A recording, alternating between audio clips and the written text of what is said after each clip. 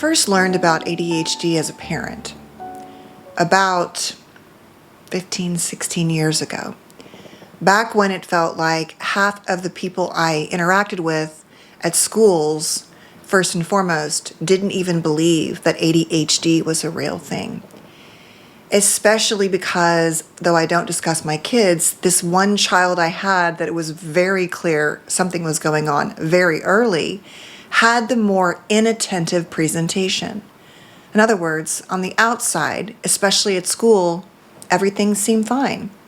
Why was I continually asking about behavior or concerns or follow through? I was minimized. I was told it was fine motor skill issues. It was so difficult. I've been down the road as a parent with a child with what I would call moderate to severe ADHD, especially in childhood. Though we don't outgrow ADHD, we learn new strategies, maybe we have different accommodations we make. But the heart of ADHD is about a neurodevelopmental disorder that has many potential causes, none of which we're completely sure about. We do know that things like genetics, things that happen during the gestational period of pregnancy, things that happen afterwards in the perinatal stage, environmental toxin dynamics, low birth weight, premature birth, birth trauma, substance use, tobacco use. We know that all of these things can really elevate the risks of ADHD. And yet, when it comes to the research, I think we're still very, very far behind where we need to be in terms of treatment for everyone. But we've been especially behind when it comes to identifying a certain type of presentation, especially in women and girls. And that is the topic of today's video. So before we go into the 21 signs, let me just remind you, in case you're new or can't quite remember, that ADHD is a disorder that has really a hallmark of 3 types of presentations. So let's talk now really quickly about what ADHD is. At the core, we're talking about a difficulty with executive functioning, the way the brain works and responds to mood and drive and direction and organization and planning and managing how our bodies respond to things like impulsivity or not, how we receive or engage in social dynamics. There's so many factors that can affect the way ADHD presents itself. The core of ADHD really looks like 3 main presentations. The first one is the hyperactive impulsive. This is the kind where you imagine, right? This is oftentimes in your mind, a little boy in a classroom, can't stay in his seat, can't wait to raise his hand, whatever, right? Fidgeting. The second presentation is the inattentive type. And this is often the type that sits at their desk, appears to be understanding things, may make eye contact, may not, appears to be able to behave in class, and yet is internalizing as opposed to what I first described, which is a more externalizing experience or manifestation of ADHD. And the last one is a combined type. And so because I think all of these neurodivergencies have their flavors, when I go through the list, I'm going to provide what I believe are both inattentive and hyperactive impulsive presentations in girls and women primarily. But please know there's no such thing as these are only girl or women traits. If you have the inattentive presentation, especially no matter who you are, you might find many of these things relevant. And even if you don't, in your own way, I think you'll be able to relate to so many of these symptoms. And before I really get into it, let me just lastly quickly say that the comorbidities, the risks of trauma, victimization, social dynamics, illness, there are so many pieces of this that hurt and wound girls with ADHD and women when they remain untreated and unidentified. It is really important for us to understand more and more, because what often happens is they present with other things that may be co-occurring and or may be misdiagnoses, missed or misdiagnoses around things like OCD, bipolar, borderline, anxiety, depression, and the list goes on. So let's get into it.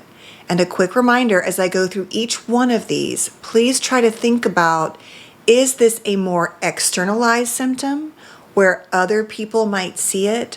Or might it be more internalized where it looks like the person is fine? is focused, is able to handle things. But inside is this kind of like that whole external storm is just happening internally.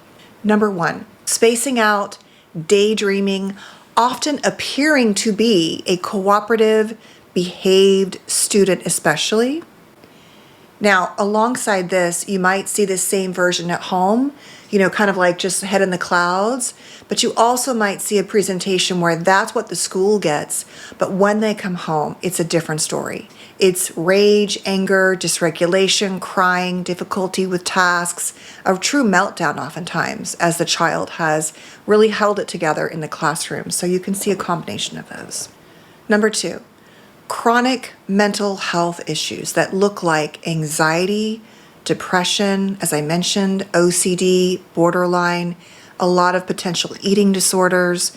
So a lot of other things are going on, whether or not you see them. The person is struggling. Number 3, this can happen with girls, I think more often, but an appearance of being ditzy, especially in social situations, when that ditziness does not reflect the greater level of functioning and intelligence.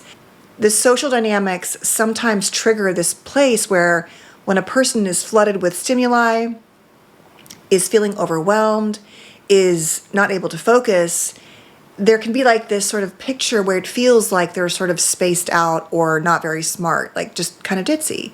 But that's often not the case. But it definitely occurs more in social areas or social engagements. Number 4, appearing shy or inattentive, but oftentimes that's really about the fact that their head is in the clouds. Their thoughts are racing somewhere. So it may look like, once again, something, but behind the surface or behind the screen, it's not. So in the public, they might appear this way, at home be one way, but there can be this misperception of what's going on based on the inattention. Number 5, difficulty with relationships. Chronic difficulty. Maintaining friendships, finding friendships, keeping them.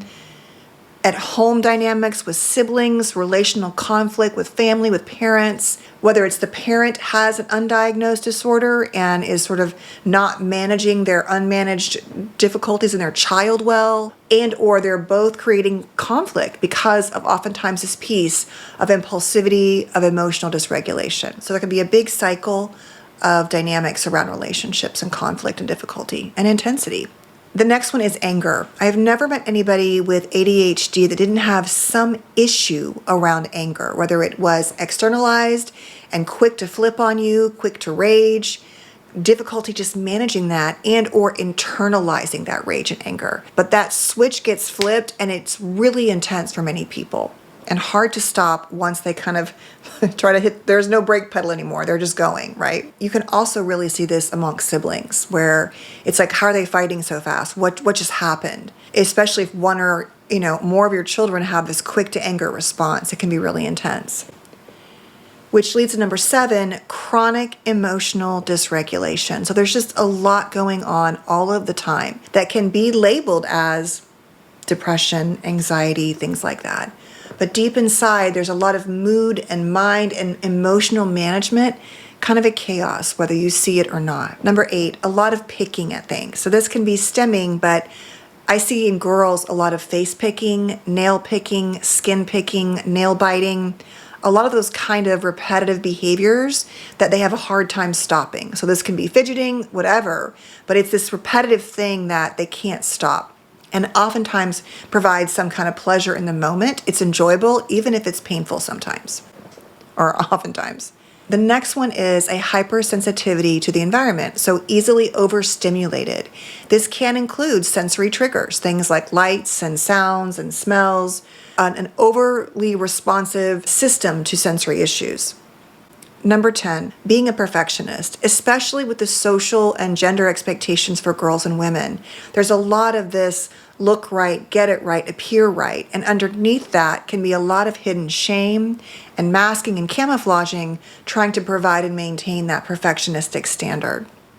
Number 11, a lot of executive functioning issues around learning disorders, yes or no, potentially there or not, things like attention span, follow through, time to take tests, completing things. This is that thing with homework takes hours sometimes. although it can depend upon how much the person is interested in something, in which case it can be a different story, right? So ADHD really isn't about attention. It's about the way attention plays out more than anything, but that's a different conversation. But the point is that organization, planning, staying on task, usually there's a decent amount of that, whether or not you see it, going back to the inattentive presentation.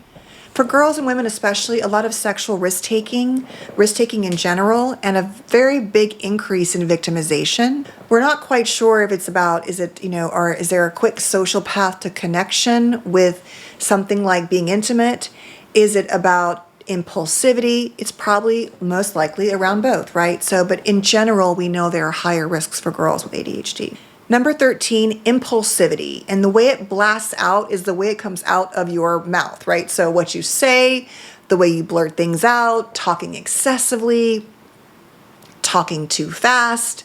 It can feel like the person's talking at you and not to you. There can be a lot of speaking out of turn, not waiting for your turn, and things like that, which can be interpreted as disrespectful by many people. It isn't meant to be. It's just, there's like, I have so much I want to say, right? Number 14, racing thoughts. And alongside this one, I just kind of said this, but speaking fast. I have always struggled here. My mind is like 10 paragraphs ahead of my mouth. And so it is really hard for me to slow down. I think there's many reasons for that. I'm not saying I necessarily have ADHD. I think I have some qualities. And that can also be common in other neurodivergencies. But this idea that your mind is going 90 miles an hour, and maybe the way you talk too. Number 15, chronic health issues. These can look like somatic complaints, headaches, stomach aches, migraines. We also see in some studies an increased risk for things like ADHD alongside fibromyalgia, chronic autoimmune disease. So that chronic nature, that fuzzy nature where it's really difficult to get a diagnosis. If you have something like migraines, stomach aches, chronic fatigue, many of you have these things and know, I think the average diagnosis takes 7 years for something like autoimmune. So this very blurry, somatic, chronically not doing well picture is quite common. The next one is self-wounding on all levels, from the highest risk to lower to moderate risk, but there's a much more impulsivity there and a much higher risk in general. Number 17 is trauma. And this idea that we know that girls who have ADHD, for example, have higher risk of maltreatment at home in all forms, of victimization, and of peer difficulties. And I will say that I think part of this problem is we might, like I said earlier, have parents who also have untreated dynamics, for example, like impulse control. And something we're going to talk about next, which is substance use. And so I think that at the hands of their own parents who might not know they're struggling, especially if you get a mismatch between temperaments, personalities, impulse, whatever it is, triggers, but the core of that is an increased risk for trauma, relational trauma all the way around, friendships, parents, all of it, dating. The next one is, like I said, substance use and abuse. I would say a large percentage of my clients who don't know they have ADHD are often self-medicating with weed and alcohol long before even anything else. And they're just trying to manage that. And there's no judgment here about how that works or not, except for chronic, often cannabis use can lead to depression. So there's these other pieces that can be a problem. Certainly excessive dependence and use and abuse and substances as well. The next one is faking it. So a lot of the outside doesn't match the inside. This is really true for the internalizing, inattentive presentation, where we look like we're fine, right? We got to work, but our home is a disaster. We can't get the kitchen cleaned. We can't follow through things. We haven't paid bills for months at a time. So a lot of masking, camouflaging, compensatory strategies, trying to find ways to make it look perfect and good, but a lot of chaos internally and or externally that you may not see, but the person often really carries with a lot of like, why can't I do this? What's wrong with me? Shame, blame, things like that. The next one is sleep difficulties. And this can be insomnia, staying asleep, falling asleep, but chronic sleep issues are often common in ADHD. And the last one is something that goes with ADHD. It is not necessarily exclusive to ADHD, but very common. And that is rejection, sensitivity, dysphoria. And so with ADHD, very commonly, many people have this layer where they're extremely sensitive to the perception, real or imagined, of being rejected. It's like an emotional intensity and volume turned way up, kind of like that hypervigilant scanning, where you're scanning for signs that there is something wrong with you. You're not good enough. You are being rejected. And so that is part of this, but also can just go along with all of it, regardless of which presentation you have. And what does that look like? It can look like I'm saying, perceived rejection, even if it isn't, maybe a misinterpretation of that, and feeling very wounded. Someone giving you feedback at work that feels like criticism. It's not constructive criticism. I don't really like that word. I think feedback is a better word, because criticism in general is just not the best word. But it doesn't matter for the person who has this. It feels like, oh, you are saying I'm bad at this. I'm not good enough. Having really high expectations for yourself and feeling like you're always failing to meet them and then beating yourself up. Not being included in social groups. And I think for girls, it's even, each typical gender social dynamic has its issues. But as someone, as I've shared, having 3 sons and a daughter, not one time did any of my boys, and they have various degrees of sensitivity, did they come home in kindergarten and say, so-and-so said that they don't like me, they won't play with me, or they won't be my friend. And I have to say that I do believe in general, not always, boys have their own version of peer bullying and abuse and all of those things. But for girls, since that is what this video is about, is that there's so much pressure to be accepted socially, and often a lot of pain where you feel rejected, judged, you couldn't get it right, they think you're being too, impulsive, or you're too quiet, or you don't have a filter. You can't seem to feel accepted. And so when you have this RSD dynamic, it makes it that much more painful, especially with things like social media, where we're posting ourselves and wanting to get likes, and likes mean something, or responses, all of that. Not being invited or included to social events, this is a huge one for everybody, but it feels like such a deep rejection and a wound. A lack of response to extensions of like play dates or friendships or get-togethers, where even the most appropriate, like, no thank you, I can't, feels like, oh, it's about me. It always feels like you're rejecting me. Fear of disappointing others or letting them down. Any kind of conflict can feel, even if it's just a conversation or communication, self-advocacy on the part of the other person can feel very intentional and very conflictual. And then obviously having conflict either with yourself, with others, when you have this sensitivity and perhaps an impulsivity, can create this like storm where you maybe in some ways over-responded because you're sensitive, and then that created an issue, and so round and round we go, reinforcing that belief that, oh yeah, it is because you're rejecting me. Comparing yourself with others, never feeling good enough, and understanding that all of this makes everything else I described in the beginning that much more difficult. Because if you have this dynamic, which is so common in ADHD, you're just reinforcing everything the world tells you about what you couldn't get right, didn't get right, talked too much, didn't talk enough, whatever it was. And lastly, one of the most important issues I believe that we're still not understanding enough is the role that hormone fluctuations play in the lives of women and girls.